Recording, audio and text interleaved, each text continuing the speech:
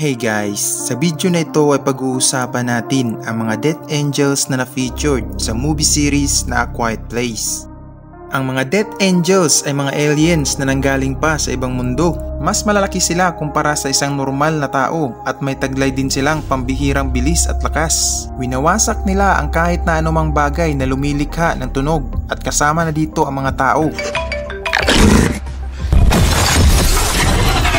Ang mga Death Angels ay parang magkahalong gorilya at paniking walang pakpak. Wala silang mga mata ngunit sobrang sensitibo ng kanilang mga tenga kung kaya naman mabilis nilang nahahanap ang kanilang mga bibiktimahin.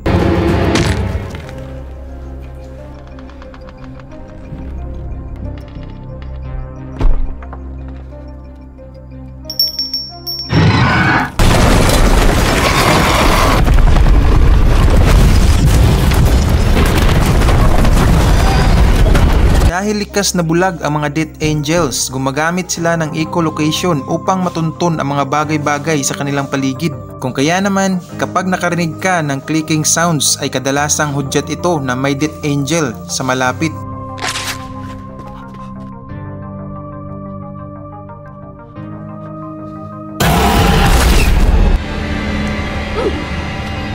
Pinaniniwalaan na ang mga Death Angels ay nanggaling pa sa isang planetang malayo sa araw at may sobrang lakas na atmospheric pressure at gravity kung kaya naman nag-evolve ang mga ito na sobrang lakas at walang mga mata.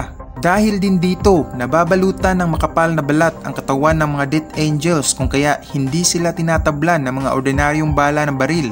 Ito ang rason kung bakit sobrang bilis na napabagsak ng mga Death Angels ang mga lugar na sinalakay nila. Dahil kahit mismo ang mga sundalo at kapulisan ay walang magawa laban sa kanila.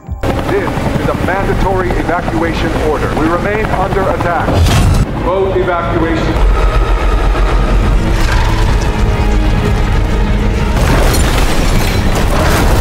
Sa sequel na A Quiet Place Day 1 ay makikita natin na kaya pala hindi kinakain ng mga Death Angels ang mga biktima nila ay dahil herbivores ang mga ito. At kinakain lamang ang mga animoy mushroom na halaman na kasama nilang bumagsak sa Earth. Pinaparami nila ang mga halamang ito upang may makain sila at makasurvive.